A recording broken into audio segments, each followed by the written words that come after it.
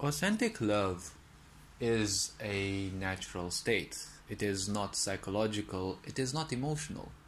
See, many people will try to poison your minds with imagination like, you know, love without any conditions, right? Unrestricted love or, unconditional love.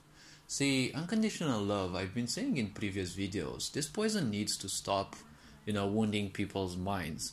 Mainly because, see, there is no such thing as unconditional love. I mean, you can try to not put conditions on your love towards people, but ultimately, you need to be alive first in order to love, right? That is already a condition. You need to have people whom to love if you want to so-called experience unconditional love. So there needs to be something, right? And love is something that is universal. This is something that people can't comprehend. In this sick society, sexuality is far more important. So love basically is born out of this, and it means one only thing. It is born out of a will to command, a will to control. Because, well, when you live in sexuality, you live in survival. When you live in survival, well, you're never going to be genuine because your only path forward is one of control, one of making sure that everything goes more or less depending on what you want. And this means that if you just love someone, you don't love them, you just have expectations from them.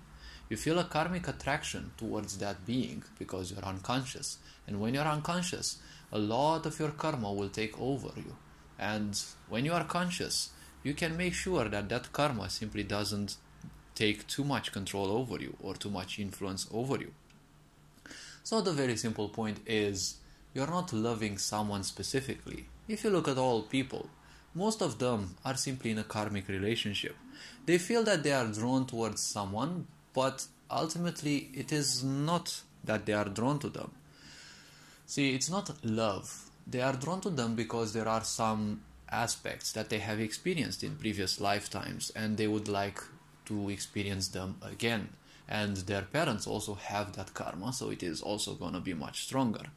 So all these being said, those people simply seek more or less a kind of abuse, sabotage, and the such. And when people are obsessed with someone, because that's basically what karmic love means, you're obsessed with someone because you're expecting them to change something within you, to heal you. Well, karmic relationships are in a way a method of healing. It's not the best healing in a way, but it is experience sets that are to break you from certain cycles of life, okay, from certain karmic cycles, and have you reach certain levels of awareness that you actually don't need those self-destructive karmic cycles anymore in your life, right? So all this being said, see, love is very simple to understand.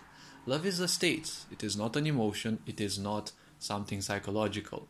Love is something that you experience, and you either experience it for everything or you simply don't experience it. You only experience certain levels.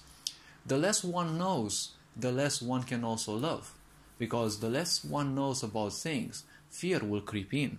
You don't know much things about insects. Some of them will most likely scare you, like probably bugs, or you'll probably not like them, or you'll probably fear spiders, or probably you won't like them. And many other animals. Some people fear birds, some people fear whatever else. The less one knows, the less one can love, more or less, if we are to take love from a mental perspective. All this being said, hopefully this video was introspective enough. You are appreciated. Take care. Very Board signing out.